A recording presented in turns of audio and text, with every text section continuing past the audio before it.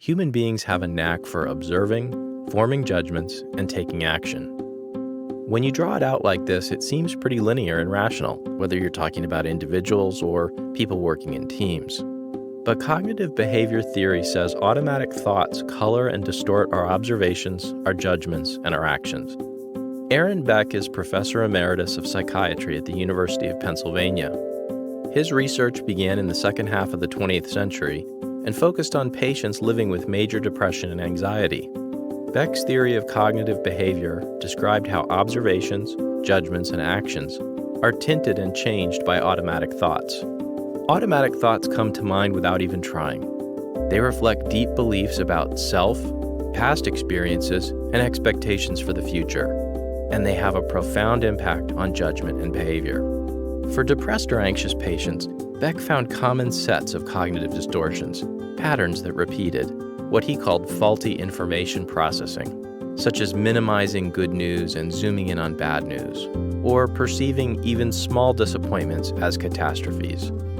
Other examples, personalizing disappointing outcomes, blaming yourself for whatever's happening in your life, or concluding negative universal truths with limited evidence.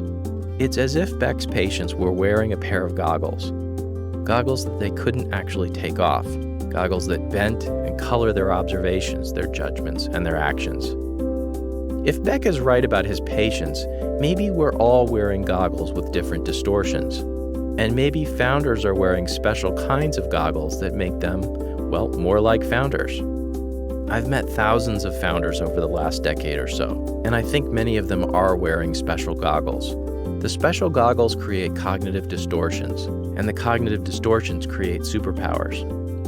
Here are some of the distortions that I've seen in successful founders. Personal exceptionalism. This isn't rose-tinted goggles, it's me-tinted goggles.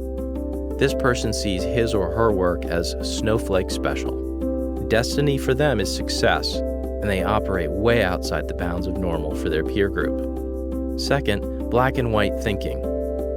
These goggles make you see extremes with very little gray. People, products, businesses, they're either genius or they're shit. These goggles bestow a judgmental vision that often coincides with excellence. Third, Schumpeterianism. Joseph Schumpeter described creative destruction as the heart of capitalism. Schumpeterian distortions lead many founders to easily see the positives of disruption and to readily accept the pain and collateral damage that goes with it, all in the interest of building something better.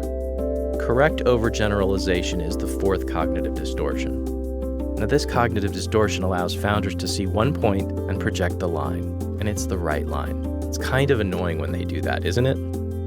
Fifth, blank canvas thinking. This cognitive distortion comes from wearing goggles that just can't see the pale blue lines and numbers of a paint-by-numbers life. As Gordon MacKenzie describes in Orbiting the Giant Hairball, many of them see life as a blank canvas for their original piece of art. Each cognitive distortion gives a superpower and comes with a deadly risk. Personal exceptionalism bestows confidence and charisma, but it comes with the deadly risk of bitterness in the event of failure. Black and white thinkers inspire brilliance and excellence. They also can alienate or hurt those around them with standards that seem impossibly high. The Schumpeterian goggles can make you fearless in the face of change and maybe also a little heartless at the same time. Correct overgeneralizers can rely too much on intuition, ignoring evidence or analytics. This is especially true after they get their wish and they enjoy some great success in their career. And those artists who see a blank canvas, they must guard against art for art's sake. Their deadly risk is not launching, not building a commercially viable, scalable business. If you're a founder or a founder's colleague, build shock absorbers and compensating mechanisms to preserve the superpowers and dampen the deadly risks. You can do this with organization design, you can do it with management practices, or just by asking the right questions like Beck would ask of his patients.